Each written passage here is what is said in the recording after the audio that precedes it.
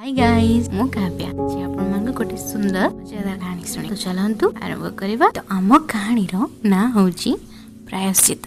चिकू बिलेई जदि घरे काकू सबुठु बेसी भल पाउतला ताले सी होची रामुर बहु। किंतु रामुर बहु जदि दुनिया रे सबुठु बेसी काकू घृणा करूतला सी होची चिकू बिलेई। रामुर बहु जमा 14 वर्षर झियो थिला आ से गत 2 मास तले घर को नुआ करी बाहाई आसती। भंडार घर चाबी एबे ता अंटारे झुलुतला।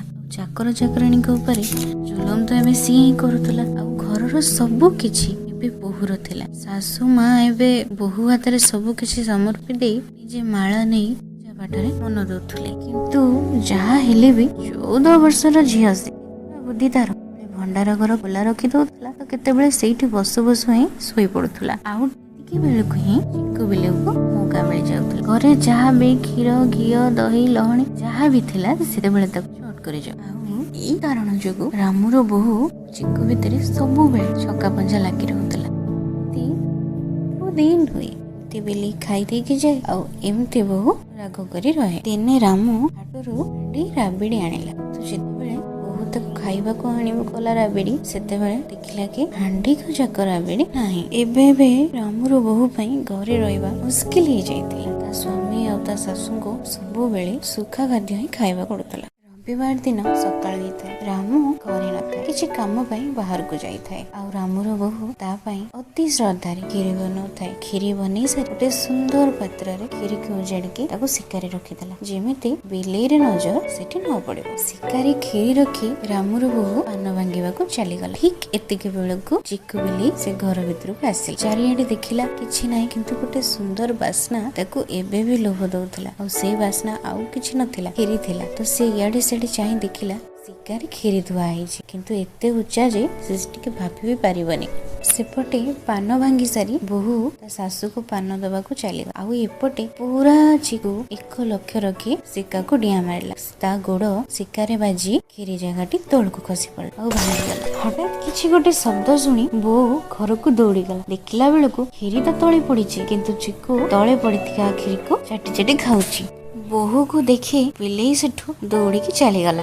बास देखिरे बोहूर देखे कि से आज मन को मन संकल्प करे नेला जे जेमिति हो से आज चिकू बिलेई को धरिबो। तापरे जाय जो कथा तापरे बिलेई धरा जीवा जंत्र आसिला। ता भितरे केते सब नानादी जिंस जहाकू बिलेई पसंद करे माने क्षीर दही भात सुखुआ एमिति बहुत जिंस जहा सब बिलेई को पसंद आसे। किंतु बिलेई कोन कम चालाक थिला। सीए भी फॉर्मूला रे रहिला। पाख मानिलानी से जंत्रर जेते भी बासना होता ना काहे सी तो पाख को आसिलानी।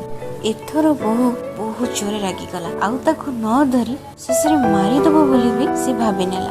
ठीक अछि देखा जाऊ से ता चालाकी रे रो मो चालाकी रे रहबे। किंतु बहु बिलेई को मारिबार कारण किछि खोजी पारलानी। केमिति ताको मारिबो एया बसी के सकाळु सकाळु से भाबुथाय। सेते बेले से देखिला बिलेई ताहारी घरर पाखे छिड़ा ताको केमती गोटे चाहूची जेमिति सतरे से ताको केबे देखिनी। किंतु बिलेई से को देखी मने मने बहु हसिला। आउ से उठी सेठू चली गला।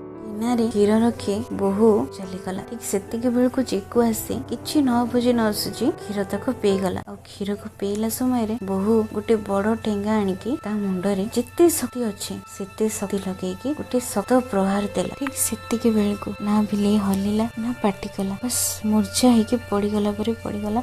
जेमती ता जेरे हो जीवन नाही। बहुत डरी गला। आ दूर रे जाईकी छिड़ा ही गला जेमती से कोन एमती अपराध करछि जे जार किछि क्षमा नाही। शब्द सुनी बाहरु मां ता सासू आउ जेतेको चाकर बाकर थिले समस्त ता पाको दौड़ी आसिले। सो फ्रेंड्स आज पई एतिकी थाउ। आमे नेक्स्ट थरो सुनिबा जे या पर कहानी कोन होछि।